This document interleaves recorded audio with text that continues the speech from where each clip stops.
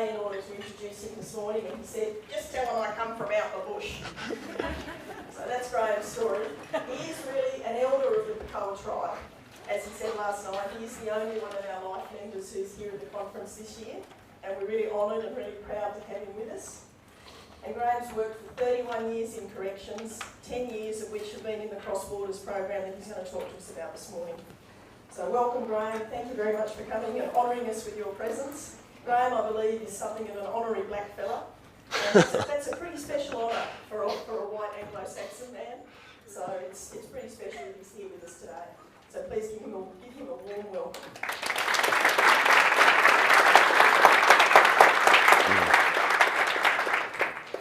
Thanks for that introduction. Firstly, I'd just like to pay my respects to the local custodians of the land here, their elders, past and present and future. I guess I'm pretty lucky in a lot of ways because I live in Alice Springs, or Mabantua in the Aranda language, so it's central Aranda country, that's where I live in. Also, as you can see shortly, that work on the Nunajara, Pitjantjatjara, Yunkajara lands, so, which is obviously what I'm going to talk to you a little bit about today, and give you a little bit about the background of that area, the people that live out there, and then also tell you a little bit what we're doing out there for the last 10 years now. So, all right, let's so we'll start off with Wankara, Kulini, Wanti, Walcha, Pungani. What does all that mean? Talking in a group about stopping family violence. So first up, I'll apologise for some really bad use of Pitjantjatjara. I'm not that good at speaking the language, but it gives the people a good laugh out there, and they love teaching me more and more about it. In that way, it's called Napachi, because if we're going out there doing stuff on traditional Aboriginal lands in that area, we're teaching something, but they're also teaching us in return. And without that happening, we wouldn't have got the program anywhere near where we are today. Now, if anybody speaks the Queen's English fluently, I'll also apologise in advance for that as well. So. Right, this is the small area that we cover across the 3 states. Of course, the languages don't have those states, boundaries like we do. So that's the area. It's about 500,000 square kilometres roughly. It's about a dozen communities in it. The area that we actually cover is the tri-state justice area. It's an area that was set up between the governments of NTSA and WA because justice service was done extremely badly from all the 3 states in that particular area. So the idea was to create better court services, better police services, and better correction services, including juvenile justice across those areas. So conversations of that happened approximately 12 years ago now, and legislation was enacted, I think roughly about 7 years ago. So we were up and going before this actually formally took place. But it enables the police and, as I was saying, all those agencies, including prisons, to work the area. So in theory, if somebody is arrested in one state, they can go to the courts and have all their matters dealt with at the one time. And in theory, land at the nearest prison to that, which may not be necessarily be the state or territory that they were convicted in. That's the theory behind it, but as you know, prisons are full. But it certainly works pretty well across police cooperation and corrections cooperation on the fields. That's some of the stuff that we've developed to work in this lands. Now, what I'm lucky is that I've got a really good group of dedicated people who want to work in this area. As I was saying, there's probably about 12 communities. The largest one is Warburton in Western Australia. It's about 1,000 people there. The next one would probably be 500 people. It's about 6,500 people across the lands. There are about 5 languages that we deal with, prominently Ngarrindjara, Pitjantjatjara, Yunkajara, hence the NPY lands, which I'll just call it the lands. But there's also Pindabi and Luritja. Now the Pindabi people were the last people, if you like, to have come out of the desert. And that wasn't basically that long ago, it's only in the 70s. So in this area, all the culture of the people is quite intact in a lot of ways.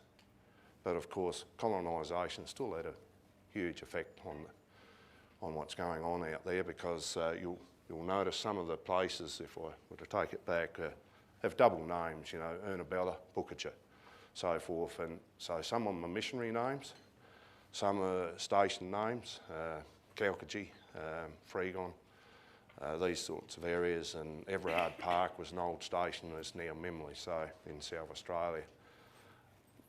So our crew basically travel quite a lot of distance. We've got 3 troop carriers. They do about 25,000 kilometres a year each between the teams that go out. So at the moment I've got 3 teams out in 3 communities, 1 in each state. One crew is at Warrakoona, which is on the edge of NT-WA border. Another crew down at Armata in South Australia, and another lot in Kintore, which is once again almost on the WA-NT border differently. I've got about 8 staff that work for me, and they don't have a life and look to me to give them a good life. So I want older people, generally, as I've got, that are prepared to go bush for 4 weeks at a time. So we work basically on an 8-week rotation, a week in the office, and that's loading up, getting organised. We have a number of files that we put together. We work closely with the NPY Women's Council, so we'll get some feedback from them from the women's perspective. Being part of corrections, we get some corrections reports, so we have histories and police reports.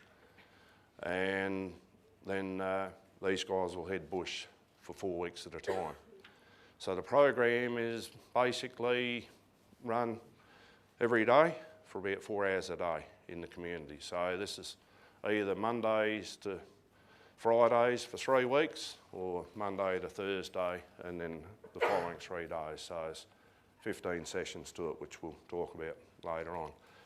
Our crew are a mixed bag of lollies, Aboriginal, non-Aboriginal, male, female. I think we've got about 8 all up that we all work on various lengths of contracts. And as I said, it's a week in the office, 4 weeks out bush, a week in the office and 2 weeks off, and they earn their 2 weeks off. The community, the accommodation is pretty variable. So you can have the luxury of the Warburton Roadhouse, which we're probably paying about the same price as what we're staying here, except the luxury's not quite the same level. Even there's snakes in the room for Maura, just to pique up her interest in the local flora and fauna, but when she went out there with us. But other areas, we have a house that we might share in the community. So when we're going out into these communities, we're very much role models, because you're part of the community, you're going down to the local store, people, you're very visible, because some of the, as we were saying, these communities get down to only a couple hundred people at a time. And obviously you get to understand what's going on. But we're also guests on the land, so you've got to be very mindful of who you are and what you're doing. Because there's plenty of seagulls on the land, and this is not the ones that usually around the seasides that you see, and I think most people know what a seagull is. They're a white bird that fly in, squawk, eat, shit on the place and leave. and they usually come in white government Toyotas, so. And I don't know if you've spent a lot of time in Aboriginal communities, a myriad of different services coming and going, and sometimes I wonder if the actual residents really understand what they're all doing there. Anyway, and I was very frightened when I started this up 10 years ago, after giving up my nice permanent government job in NT Corrections, which right at the moment I'm quite happy to say I don't work there. But to take on contract and to last 10 years, and I now really feel that I've actually fulfilled my promise to a lot of those elders that allowed me to start this program. The other person that we had when we kicked off was a guy by the name of Gary Wright. He's a fella that's probably about opposite to me in a lot of ways. He's a vegetarian to start with, so. But we had a lot in common in the same way. So he had the simple job. He had just to write the program, and I just had to manage the logistics. So that's how we actually divided it up. And so there's a program that I was involved with for 3 years before that in the Northern Territory. So we used that as the backbone, and then he put a lot more of the narrative therapy into the program. Looked at a lot of what are the resources that are available and the local history, did all the research to put a lot of that into the program. And later on, we've actually added a cultural foundation to the program as well. So, but without Gary, we wouldn't have kicked off, and he stuck around for about nearly 2.5 years and certainly fulfilled his promise as well. So yeah, the staff I have, they're very dedicated. And the one thing they actually have is they all have a really good relationship with the people, with Aboriginal people, because if you haven't got that, then rack off. Don't waste their time or yours. It's because relationship is everything, and just mutual respect. So, all right. This is what we actually talk about. So I guess the bottom line is these people really don't need somebody else coming in and telling them how to run their lives. So the only thing we actually really message that we have is stop the violence. So what we tend to do is we get these fellas to have the confidence to ask a hell of a lot of questions of us, of all those government visitors they see, of whatever they've got around them. Just feel confident in yourself to ask questions. And as we're going through a lot of this stuff, everything that we do is very visible because, once again, you know, English is about their third language. So it'll be a mixture of Bintjarra, Yunkajara, you know, because it could be a couple of those fellas in the same group, and English going around. But the good thing about group work, because ideally we want 10 to 12 men, is that they all help each other, and that's the idea. So we sort of say that what we're doing is that you've got a bit of a car, it's a little bit rubbish car, and you want to fix it, but you've also got a car as well. It's got a few problems. We're not going to tell you how to fix it. We've got this big box of tools here. We're going to talk about the tools, and you're going to work out what's the right tool to fix your problem with your car. Okay, that's sort of how we explain what we're actually doing. But to do that, we really do have to go back and talk about some of the history of, well, for Aboriginal people, it's beyond colonisation. So we start talking about that, and then we talk about colonisation. And a lot of these fellas don't realise their own local history on how they actually got there, or generally had the opportunity to talk about it, and the effects it has on them and where they're at. So you go backwards to move forwards. So that's, I guess, part of narrative therapy that we have. We also have a little bit of CBT because we will make a plan. We'll make a plan with them, and because some of these guys can't write, some of them are really good at stuff. They're better educated than I am, but so you've got a whole mixture of these people, but we do have a simple plan that we'll do. Well, one, how are you going to stay away from violence? Let's put it down in the plan. And two, let's do something for yourself, for you and your family, that you can achieve in a short amount of time. Let's step that out so you can just start thinking about planning. All right, so there are 15 sessions. We do an introduction. We talk about violence, the traditional ways and now. We talk about responding and recognising anger.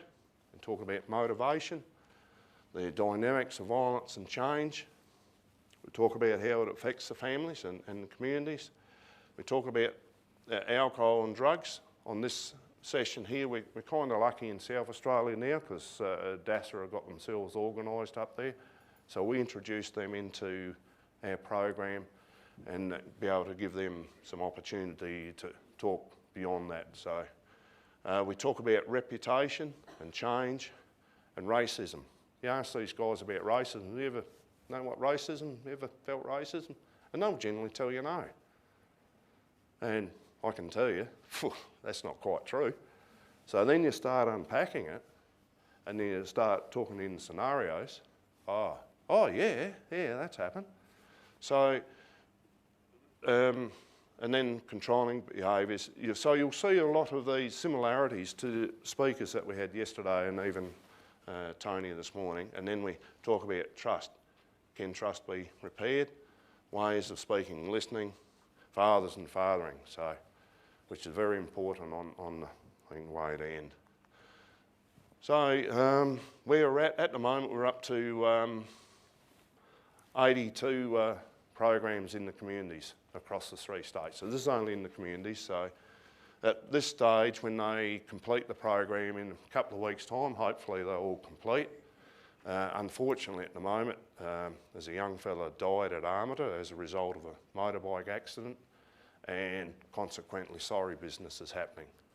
So that shuts down, it can shut the community down. I'm not too sure where it's at, to be honest, at the moment. I think sometimes we're lucky enough, the elders will say to us, look, you keep going in the morning, these fellas will come and do their stuff with us in the afternoon. So, so I think we'll be okay to finish the program out there, but you know, it was end of week 1, so you're stuck in the middle of no man's land. It's not as if you can go off somewhere else and do another program. So thankfully, we've been around long enough to have a little bit of mutual respect, and they actually want us there to doing what we're doing with their blessing. And basically, without their help, I wouldn't have got going in the first place, because they're ones that made the introduction to me. The only reason they did that is that I've been travelling that around that area something like 25 years. So it's pre-existing relationships for me, even across the border, that Stanley Douglas in particular from Armada took me around, got me started, and he was our first cultural broker. So yeah, and away we went. Without court orders, we wouldn't have got going either, if we relied on volunteers. Well, that's kind of true in a way, because best laid plans fall leg up, don't they? So what, on the first program, we went out to court at Armada. Beautiful, back next week. Of course, we didn't quite get to court, it rained. Cancelled the court. So I thought, oh, what do we do now? So we went out to the court list, grabbed all the blokes off the court list and said, boy, have we got a deal for you. And that's how we got our first program going. So a little bit of coercion there, maybe. But as you can see, our attendance rate is pretty high. In actual fact, that's overall over the 10 years. But so we'll have put over 500 blokes who will have completed the program at the end of it in about a fortnight's time. And our attendance rate's around about 95% now, because we're just that long in the community. Right, what I'm actually going to show you is some write-ups of an actual program they've done. Now this program is at Fink, Apatula in the Northern Territory. So first up, you'll see some photos of some blokes later on in this. These guys were all volunteers. the community actually invited us down to down there to say, look, we've got a problem. We don't have courts and stuff down here, but we want you to come down and talk about violence with us. So we had a guy by the name of Robert Hewson, who was a local elder and his ex-police aide, and he just said, you'll come and do a program with me, and they did. Now that sort of influence, you can't buy, can you? So these guys, there was about 10 in the thing, fronted up and completed the program.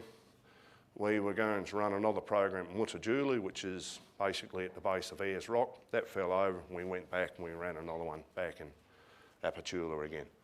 So as you'll see, they've got a sense of humour as well. But one of the first things we do is set out some group rules. So this is the smokers, you can see them everywhere. But basic stuff in it.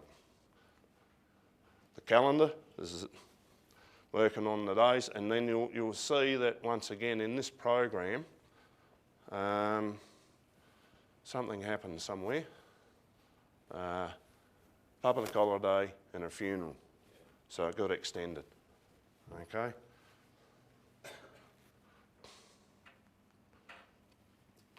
Right, so what we do is try to get people to talk, because these guys are a little bit shy, a bit like me, and so we have a kind of a systematic way of doing it. So as you can see, where most of these guys were born, their home is Apachula. Oodnadatta, not far down the road, another couple of 100 k, but not far. And of course, a couple of facilitators that are here as well. So everybody goes on it. Malu is kangaroo, right? So what's your favourite food? And turkey's bush turkey, Australian busted, okay? Music. Now these guys, they're all living in a small community, thinks probably a couple hundred at the most. They all know each other pretty well, right? Well, they sort of do and don't. So when you ask them what sort of music they play and they enjoy, and most people dob each other in and say, oh, you like that? And they'll say, no, I ain't listening to that crap because you're always listening to it. I actually like this, and so even though they're quite often related to each other and that, they don't know as much as they do, but the good thing about that though, they all know what skills each other has. So if I want to know a skill about this person over here, I'll ask this one here and they'll say, hey, he's a good footballer or good mechanic or good, yeah, so. AFL plays a big role across the NPY lands. Love the football and they're damn good at it too. Then we start them to say who they admire, and you'll see this Robert guy fronts up. This is Robert Hewson that I was telling you about. Nearly always it'll be family, it'll be Jamu, grandfather, so. And then this is really tricky. What do you want to do in the future, all right? This is starting, and then they start thinking about it, all right? And you see most of the language is Yunkajara. And then we ask them, a few of their likes. We also now ask them, what do you want to do in a couple of years' time? And that's a long way away for these guys quite often. So you can't, to have talking in a number of different languages, basically you'll need to have a little bit of education happening. And you need to get an understanding. If we're talking about violence, what are the different types of violence that we're having? So, and here we are. This is what they've come up and named with. We're a bit smarter these days. We've got these in posters and fill the posters in, but these were all done by hand in the earlier days.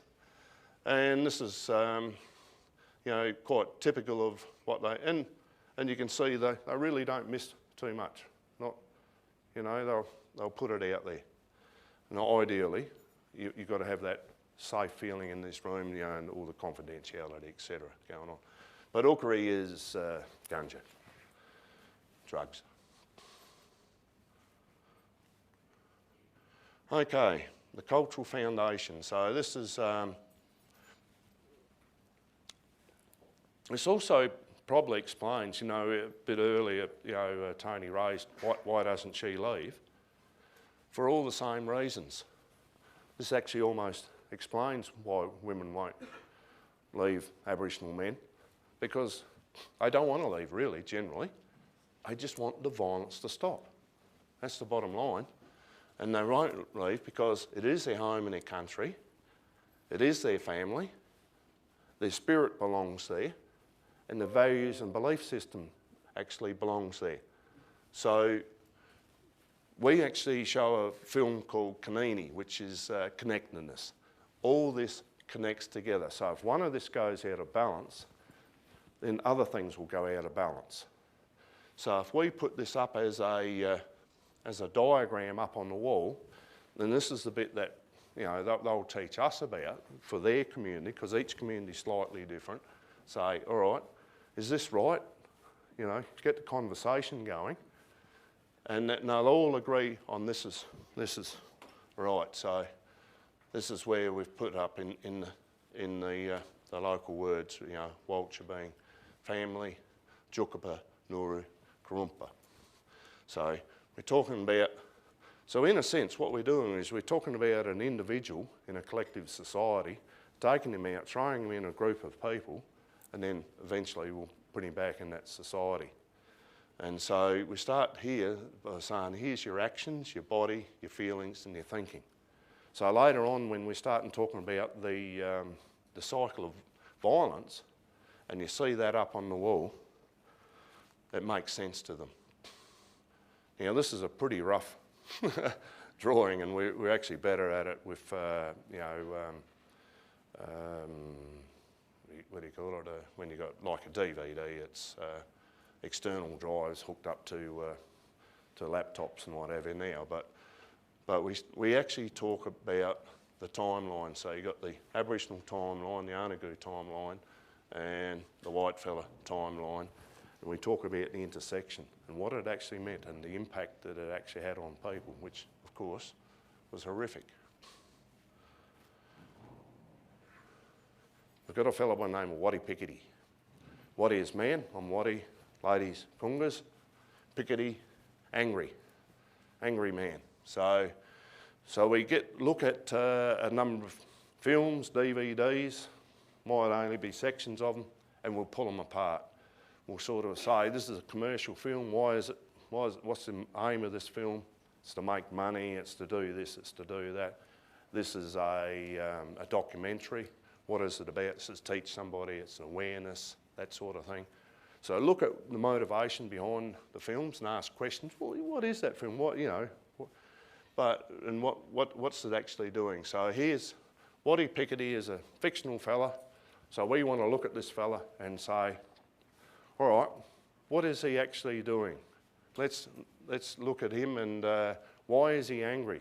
What's happened beforehand? What's going on with his journey? What's his future going to look like? And so we start, and these are the answers that these guys have, all the excuses, if you like, of what's happening. And we start talking about this stuff about choice. So in order to do this, we get these fellas to start talking a little bit about their feelings, what's going on. So you're starting to get a bit fired up here. What's going on for you? Let's express it. Let's get you to draw it, and you can see that what people have driven. You know, the old heart starting to pound, stomach's getting tight, all tense here. You know, fists are curling, shaking, sweating, getting hot in the head, steaming up. So what we've kind of saying here now is that if you recognise these feelings, you're starting to get to know yourself. This is a time for you to slow yourself down, take a bit of time, step back if you can, and think about, you know, what's happening for you. So, cycle of violence, everybody recognises that. It's slightly different words, but it's deciding to stop. So what we're starting to say is if you're starting to feel those feelings, let's catch it as early as we can, and let's start making a plan.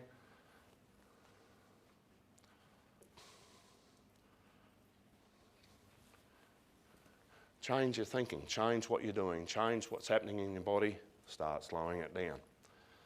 So this is where you're actually making decisions, and you can actually be in control of yourself. It's about being, in the words, be in action of being boss of yourself. So there's no point, you know, the excuses, this is where the excuses start dropping off. Once again, everything's connected, and you got this, all this stuff will go up on the walls, and by the end of the 15 days, it's, you know, it's a fair bit hanging up and around the place. But it also acts as a reminder, because everything that you want to do is visual, and visual or some really poor acting, a bit like me now actually. But anyway, so what we're doing is having men's conversations in a safe place for these guys to get all these questions out, and hopefully we provide a whole lot of tools for them that they can actually use, get an understand of what's going on. So if you've got older blokes in the room, and some of them have been to jail, they'll say, yeah, this is what happens, because I ended up in jail, I come back, I get strife, go in again, and they acknowledge what's going on. So motivation, the thing about violence, it actually works for a short term. It actually gets you what you want. Short-term gain, long-term pain, if you like to put it that way. But it does give you power and control. But if you decide to have violence, then we're actually getting people to look at what's the effect it has on others. We're getting people to, you know, by looking at Waddy Pickety, you're starting to look at what he's actually doing, starting to get people to stand in somebody else's shoes. And later on, by the end of the week, Waddy Pickety's gone out of the window, and the eyes start taking, oh, I've done this, I've done that. A little bit more subtle, but yeah. There's all the barriers, that's like a brick wall. Let's put all the excuses up there, name Aaron Street, you know, bad attitude, no respect, humbugging, you know, humbugging people for money, cigarettes, teasing, name calling. There's a DVD that we watch, it's a commercial one. It's from 3 blokes going from Wolf Creek to Wyndham, but it's actually quite good. It talks about 3 different people. Rudy's a German fellow who's an adventurer. I don't know if some people have seen it, and it just, all these different barriers coming their way.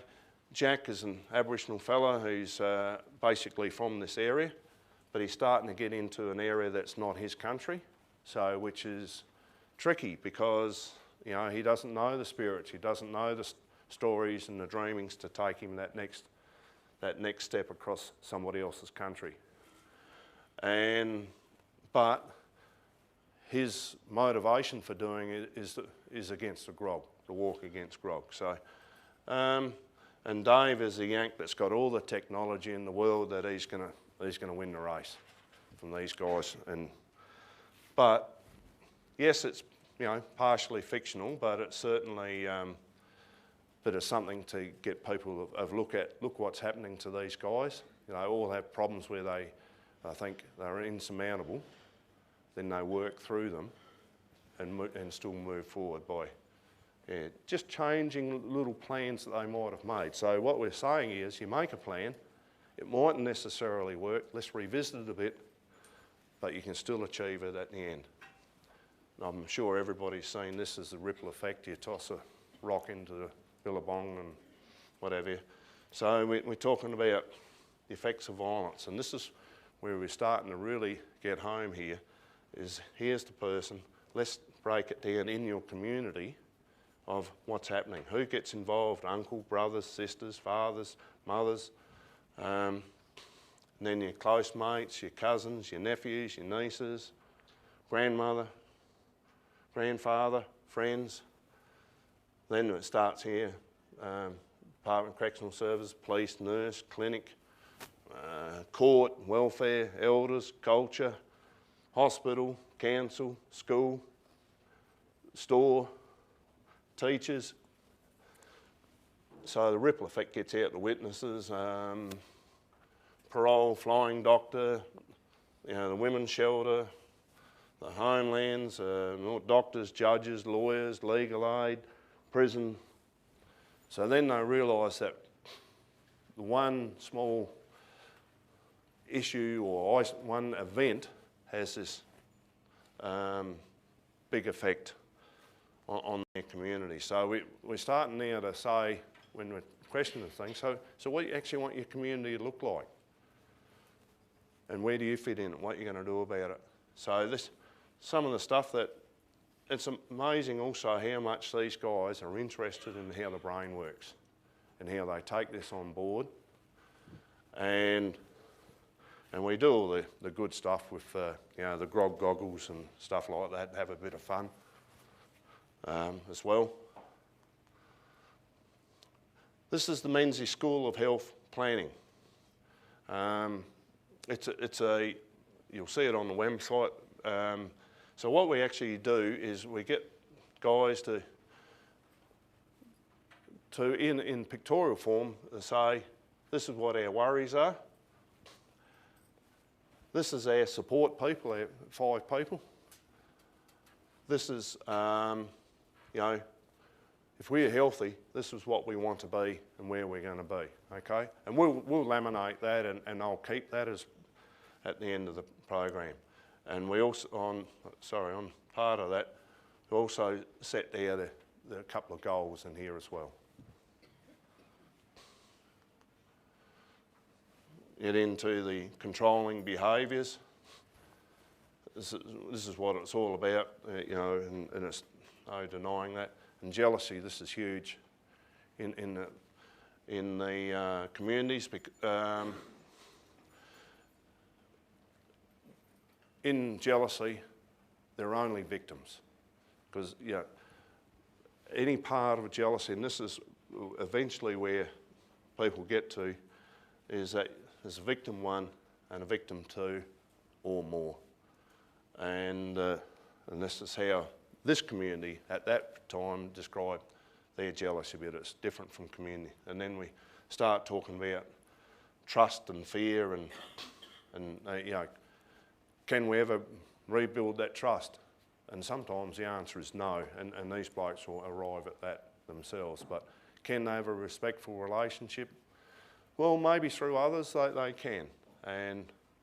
But the biggest motivation, ultimately, is children. Because we have some of these little DVDs where the children are copying exactly off the men. And we also have some DVDs, there's another one called Loves Me, Loves Me Not. And if you've ever seen that, it's a really tough thing to view. But by this stage, these blokes are in somebody else's shoes looking at that DVD.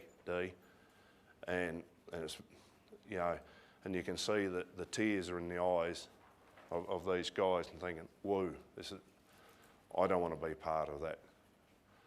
And then, so we're starting to talk about what does an argument look like and how to talk respectfully to each other.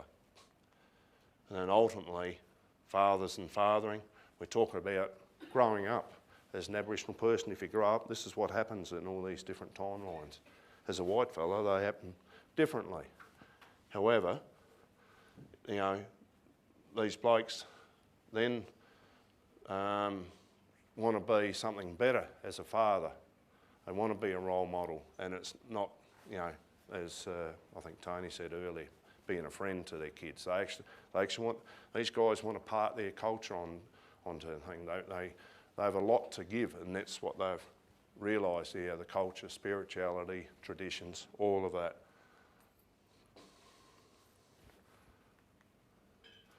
That's what the program will look like in the thing, and that's, as you can see, the map, the Aboriginal map of Australia for all the different languages.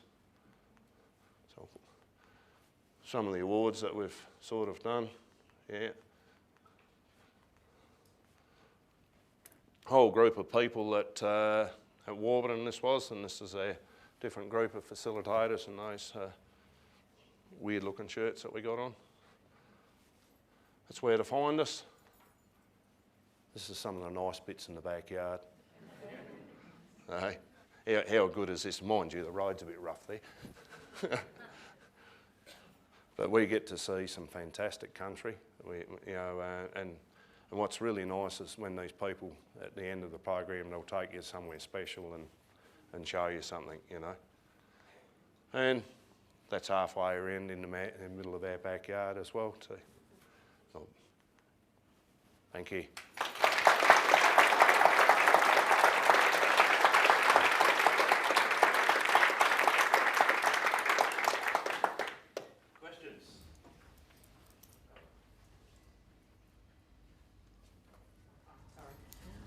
Graeme, you talked about successful completion. I was just wondering how you define successful completion and what type of recidivism rate you might have. Do you have people coming back to the program for a second time? Yeah, we do, and some of them will volunteer to come back as well. In South Australia, we actually followed 5 communities over a period of 5 years, and basically 80% of them, or 79.5%, is part of the report done by the Australian Institute of Criminology, which hopefully will be on the evaluation will be on the website very, very soon. Didn't reoffend, but we do have people that do come back, obviously. Probably another 10% are probably stuffed up, and I'll say that. I guess the difference between 10 years ago and now is that 10 years ago, men would say, I'm Waddy, she's my conga, it's my right. That stuff's pretty near gone. And the police will tell you that, and it's good coming from police, because if police reckon your program's ordinary, they'll say, your program's shit, mate. But that's what they'll tell me it is. So, and to get that feedback from them. Also, one of the magistrates reminded me is that, as a white ribbon ambassador, you know that one woman a week at least, is dying. 10 years ago, there were 2 deaths a year on the lands. The last death we had in the lands was about 4 years ago now, and that was actually at a roadhouse, on the Stewart Highway at Uganda. But one of the magistrates reminded me of that pretty stark fact, and I thought, oh hell, which I just didn't even think about. Yeah, but we obviously will welcome them back, or some, and we're only in the community generally once a year, which is pretty sad. And the downside is the follow up. If they're on some sort of correctional orders, well, there is some follow up.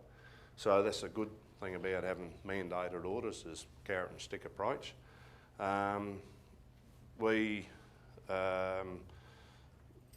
Last one of the programs fell over, so just recently our crew went out and interviewed a whole lot of men and women, and got a whole lot of feedback, which is very positive. Actually, I'll just tell you one little scenario though. Is recently there's a woman and a bloke rolling up to the program, and the lady was coming every day, sitting in the car waiting for the guy to do the program. We thought, holy hell, this is power and control going on here, isn't it? They've driven from about 20 k's away to attend the program. They've only had a little kid 12 months ago, and so we got the local DV police officer, and also Amanda was one of the facilitators to go and ask, you're right, mate. Oh yeah, I'm just making sure he's here. Thought, oh, that's all right. Yeah. And then later on she had to go in Alice Springs because the little kid had problems and come back. And then after that, Amanda went and had a chat to her separately away from him, and this was about a week after the program had finished, and she just sort of said, have you noticed any difference? Is there any signs of change, sort of stuff? Oh yeah, he's actually helpful now. He actually gets up and to the kid in the morning. He actually changed the nappy, and one of the things that really hit home, and she said, and my milk's flowing better for the breastfeeding. And I'm thinking, well, hell, she's not as nervous and frightened anymore. So you can't get much better feedback than that, actually. But yeah. Brad, yeah. You mentioned earlier on that the white man's seagull tends to turn up in the government Toyota and I'm one of them. And float around. Squawk. Squawk around.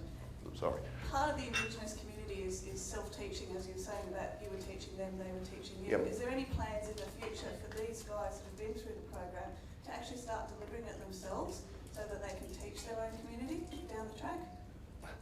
We try to hire cultural brokers where we can. We're not necessarily that successful at doing that, and there's in an ideal world, yeah, it'll take a while for generational change. I think if you reckon Whitefella's got a generation gap, these guys got a big one in there between the elders and where they go. So it's the next group that are coming through that I think there is quite a bit of hope, but it'll in this particular area, it'll take a little bit for that to happen. But I think it will get there, yeah.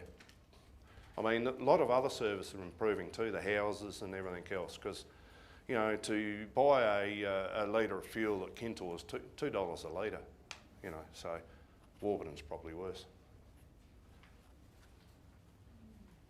It's not a question. Righto, Maura, hit it with it. Well, it is. I was just going to ask you, Graeme, if you wanted to mention about the women's program at all. We're probably out of time. No, just Well, briefly, we do one. The only reason we did one is because the old women in the community hit me up and said, what you're doing with those blokes, we want you to do for our women. We struggled with it in the community, but we do run it in the prison because unfortunately when we started off in Alice Springs, there was only 10 women in the Alice Springs prison 10 years ago. There's 75 in there now. And majority of them Aboriginal women, and unfortunately violence is predominantly one of the main issues amongst many others. And Alice Springs prison for women is a horrible experience because it's essentially a block in the middle of a men's prison, and very little happens because they're in and they're out, and there's really no support for them. Nothing's changed before, you know, really from when they get in to when they get out. Yeah. So there's a gap, and we actually found some funding to do that, and we will continue to run a couple of programs in that prison.